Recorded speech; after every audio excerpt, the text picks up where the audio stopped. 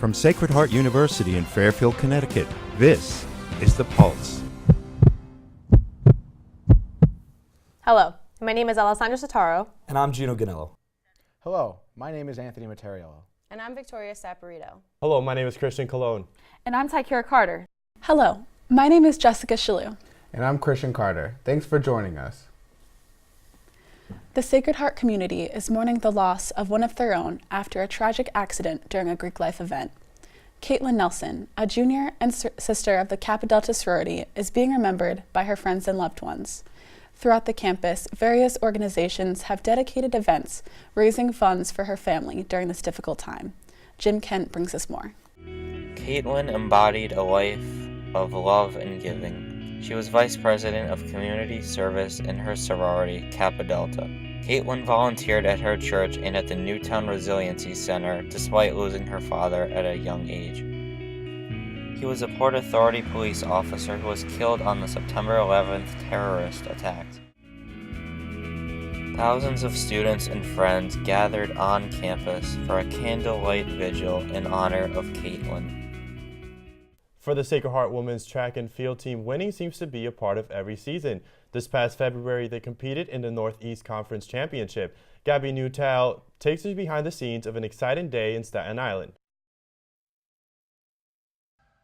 You don't go on that track for yourself, not just for yourself. You go on that track for everybody here. You know why? Because we've been working since the jump. It's not going to be easy. The other teams ain't going to lay down and let us walk all over them. The other team's been working too.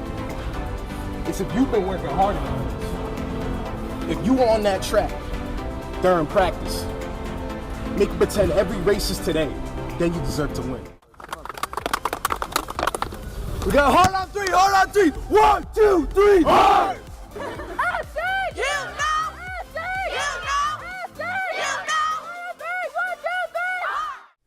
President Trump is nearing his 100th day in office. On March 25th, citizens around the nation gathered for the Make America Great Again march within their local communities.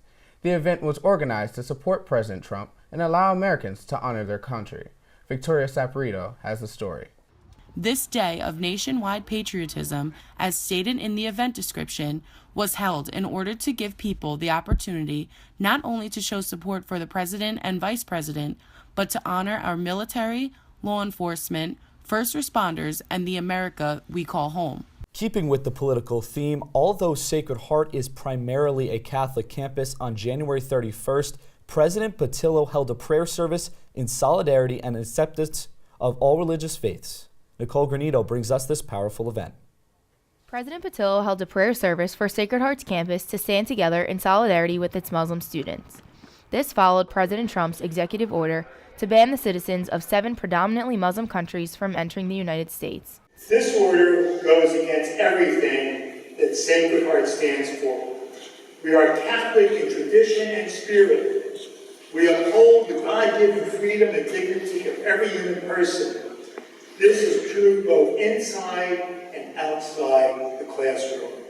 Hi everyone, my name is Natalie Chiafari and I'll be hosting this new segment on The Pulse, Chat with Nat. Today with me I have the pleasure of sitting down with senior producer of CT Sports Now, Franco Macheo. Franco, how are you? I'm very good, how are you? I'm doing well, thanks.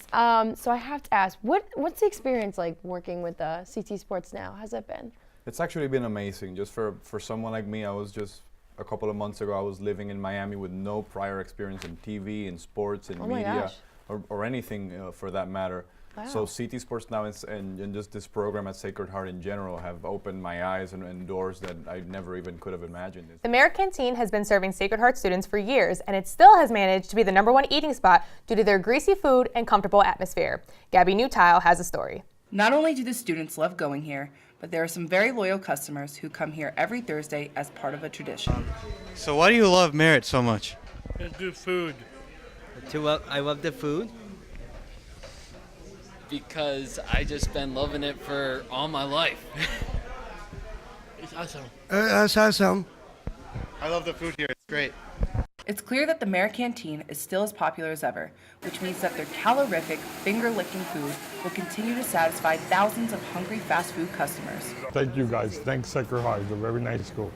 relations between police and civilians continue to make headlines. Our investigative correspondent, Christian Colon, took us behind the scenes to see what the Bridgeport Police Department is doing to maintain a healthy relationship with their community. Community relations seems to be the mission for the whole department. The Bridgeport Chief of Police, Armando Perez, attends community meetings and serves as the face of city authorities. People have the right to complain. People have the right to feel safe in their neighborhoods. So if they can't complain to me, who can they complain to? So I willingly accept that, and I work to get rid of the problem. Dogs are typically considered a man's best friend. Aside from their loving nature, some dogs are trained to do more than just be their owner's companion. Olivia Middleman reports on the important role seeing eye dogs play in assisting the visually impaired. The Seeing Eye is an organization which breeds, trains, raises, and matches guide dogs with the blind. Located in Morristown, New Jersey, they have been training guide dogs since 1929. Since then, over 16,000 dogs have graduated, giving their owners, like Jeff Clark, freedom, independence, and most importantly, love. Last fall, the Sacred Heart Men's Club rugby team took home their first ever regional championship and earned a trip to nationals. As the squad looks for another successful season in the spring, we wanted to find out what the SHU community actually knew about the sport. Gino Ganello surveyed the campus to test the rugby knowledge of our student body. Have you ever watched the sport of rugby? No, not really. I've seen it, but I really don't understand it at all. Give me anything that you know about the sport. It's similar to football without pads, pretty much, and I know what the ball looks like. I know about the Six Nations Cup. I know that a try is 6 points, and you can pass the ball backwards and kick it forward. Do you know anything about the sport of rugby? I do not. You gotta put the ball, face down in the back of the end zone. That's all I know. That's it. That's all. Hi everyone, welcome to Chat with Nat. Here with me today is Sacred Heart graduate alum and the voice of the Pioneers, Randy Brochu. Randy, how are you today? Very good. Thank you for having me. Of course. So for those of you who don't know, Randy is the voice of the Pioneers, so he does all of the games like football, hockey, baseball. But even before that, how did you get into broadcasting? Well, like you and so many of your classmates, I got involved in my college when I was an undergrad at Boston University with the student radio station and trying to pursue my dream of being a sports broadcaster, which was my goal since being a little kid. In the political world, history continues to be made. With President Donald Trump's inauguration, Sacred Heart's own has taken a seat in the new administration. Jessica Shalhoub brings us the story. What does it take for someone to rise to this type of position? Dr. Gary Rose, professor and chair of the Department of Government, Politics, and Global Studies, walked us through McMahon's qualifications for the job. What Donald Trump did was he was searching for somebody with business experience to head up this very important department, and who had a vast familiarity with stimulating small businesses and who really understood, some of the challenges that are facing us businesses in today's economy. If you're ever looking for a way to get involved on campus, the SHU Involvement Fair is the place to be. This is one of many events for Sacred Heart students to get fellow classmates to join a club or organization. Here's Tykira Carter with the story.